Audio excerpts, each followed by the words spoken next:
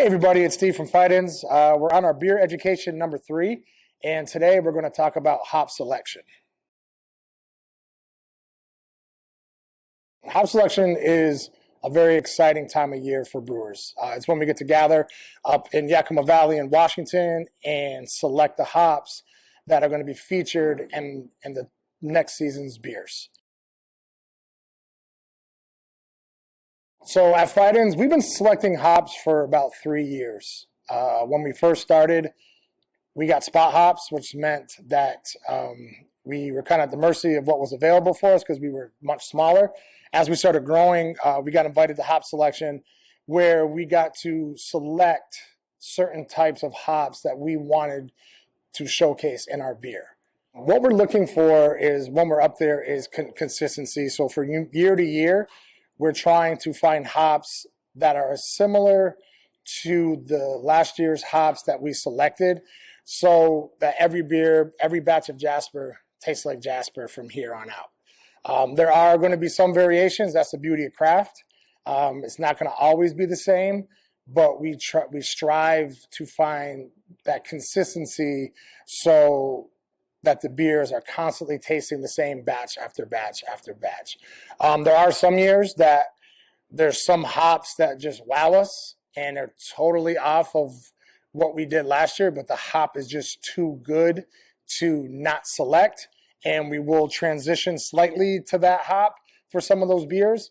But again, I think that's the beauty of craft beer and the beauty of having smaller batches, and to be able to, when you find something special, you're able to put that in that beer to give to the customers or the guests that special product. What we're looking for in the process is that we've been in selection for 3 years, is we work very closely with Yakima Chief. I'll just speak them out, for that's the majority of our hops come from them. We work very closely with them. They understand what we're looking for, what we want. And when we get up to Yakima, they will put, let's say we're selecting Citra, they will put 4 to 6 samples of Citra on the table. We will do it blindly. We won't know what farm, what pick date. We won't know anything. We rub it, we smell it, evaluate it, and then we make our choice. And then after that, we make our choice. Then we decide, then we see where that hop is from, the oil content. Because I think it's important to do it blindly, so you're going in with no judgment, anything, or no saying, I really like this farm last year. But, because we're just really trying to strive for the best possible Citra, Mosaic, Simcoe we can find. And so the best way to do it is blind. So you're on the table, you're smelling hops.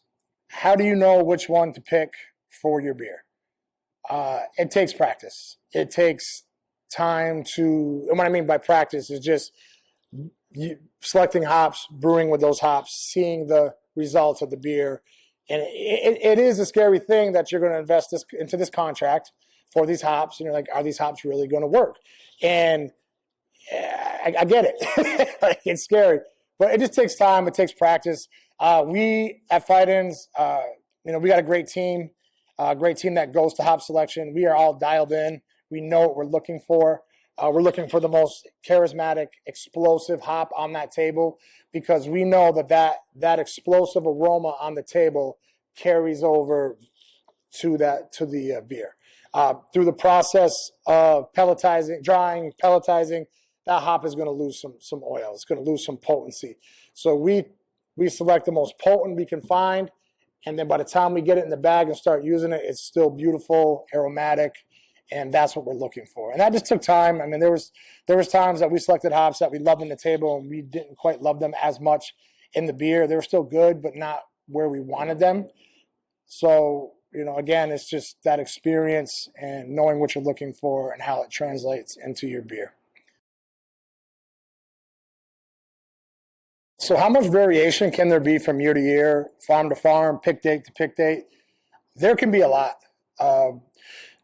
You can smell stuff you could put Citra on the table, for example, and it is from different states, pick times. And again, you don't know this you can, but we don't do it. And it's much different. Some are more tropical, some are more dank, some are more a little floral. Some are more bright. Some are more got like this like deep like ripe fruit character. And again, it all depends on what you're looking for and what you want in your beers. We have a certain style that we look for that we like, and that's what we select. We know a lot of the brewers that hops that we don't select, that was their favorite. So it's really dependent on what you want your recipes to taste like is what you select. So it can vary all across the board. Sometimes, like for us, we are big on late harvest. We find that the late harvest hops have a lot like deeper, ripe, tropical fruit to them. Earlier harvests have a brightness to them for sure, but they also have like a greenness, or I like to call it, there's like a tomato vine on the hop that I particularly don't care for our beers. I'm not saying there's anything wrong with that hop, but just it's not meant for Fidens. So we really strive for that later hop.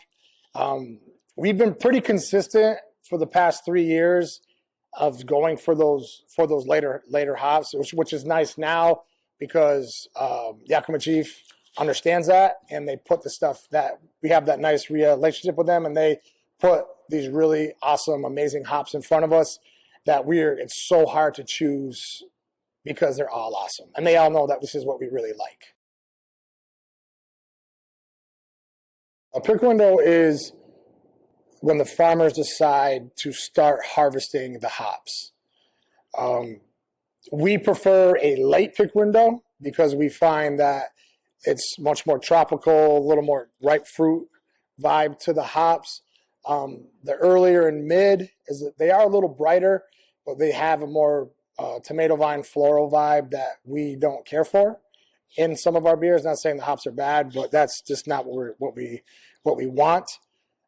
So we strive for that later pick, and we've worked so much with the farmers now, and then we have that direct relationship with the farmers that they understand that, and the farmers now are starting to start their pick window when they know the majority of the brewers like them. Farmers play an extremely important role in this, and we try to have as much relationship with the farmers as possible because they are the ones on the ground doing the work. They know the hops better than anybody. So we talk with them regularly. They try to understand what we're looking for so they can give us the best possible product. We speak with them pretty regularly. We speak with a handful of farmers. New Zealand farmers definitely speak with them quite a bit, actually. They're really interested in understanding what we want.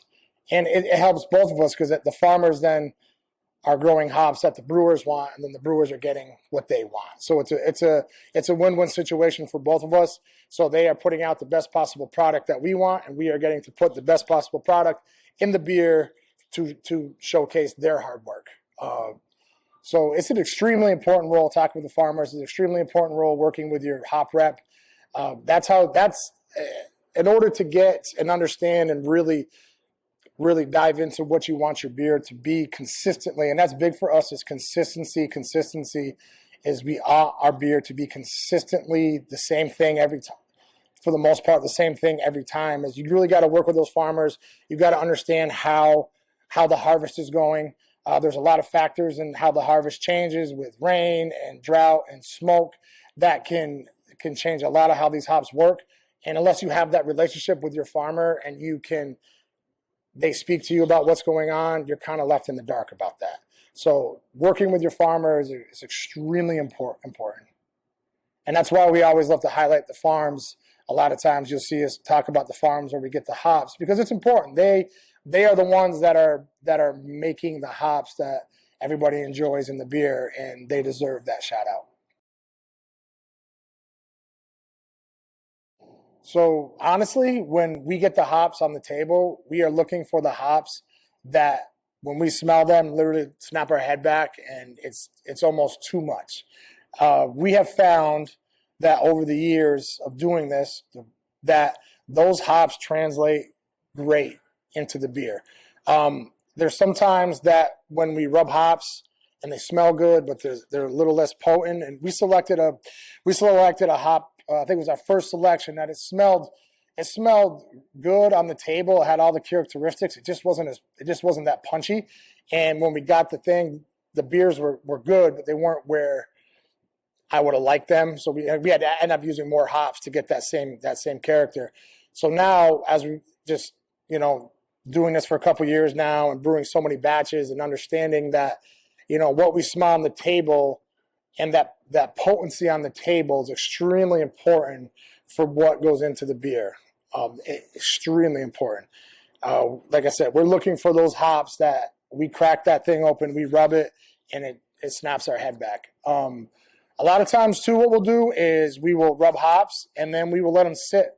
So we'll rub it at the table, we'll rub the hops, and we'll go around. We'll just kind of take notes a little bit about what we smell, and then we will step away, and we'll let them sit for 10 minutes, 15 minutes. We'll let them open up. And you'd be surprised how much those hops can change. There's been times where we have rubbed a lot, and we loved the initial rub, and then that hop opened up, and we did not like it. It faded. Started getting characteristics that we did not like. And then we've had it kind of on the opposite end where we've smelled a lot. We were like, eh. And then it opened up and it was great. We ended up selecting that lot and had, great success with it. So it just comes with practice and, talking to a lot of brewers that have been doing this. They're very graceful to give us some tips about how to do this. But it's kind of a scary thing when you first start doing it because you don't know how that hop's going to translate into the beer. Again, at Fidens, we're looking for potency. We're looking for hops that just are so extremely fragrant on the table that we cannot not pick them. There's other things, but that is like step one for sure. And then there's other characteristics too. I'll take a hop like Mosaic. What we look for on the table could be very different what other people look for, but we look for almost a sweatiness on the table, like a sweaty berry vibe. And we have noticed that sweatiness through the brewing process translates into this great blueberry character that translates into the beer, which is crazy to think that it would do that, but it does for us. So it's just, doing it for a couple of years, brewing batches of beer, and then understanding what you smell on the table, how it's going to translate into your beer is super important.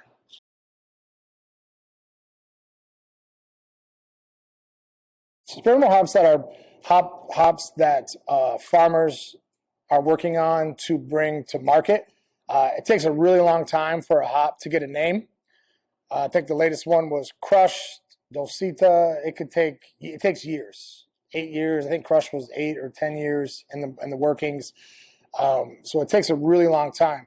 So these experimental hops, we get to use. Hop companies will reach out to us. They have us brew with them. They get feedback with them, and then then the farmers can decide, hey, we're getting really positive feedback. Let's continue this, or we're not getting positive feedback. Let's stop this now. There's also other factors that go into it. Is how well do they grow? Is it worth their time?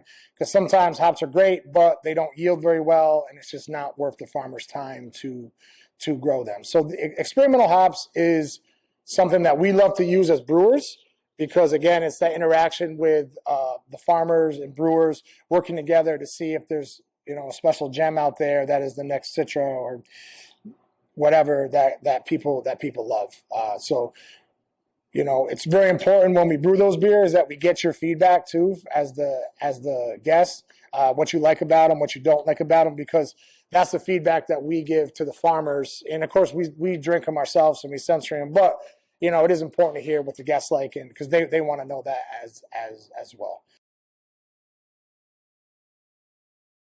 Hey, thanks for listening to another beer education episode. Why we're talking about hop selection on this one real quick is very soon we will be having our 2025 crop in our beers.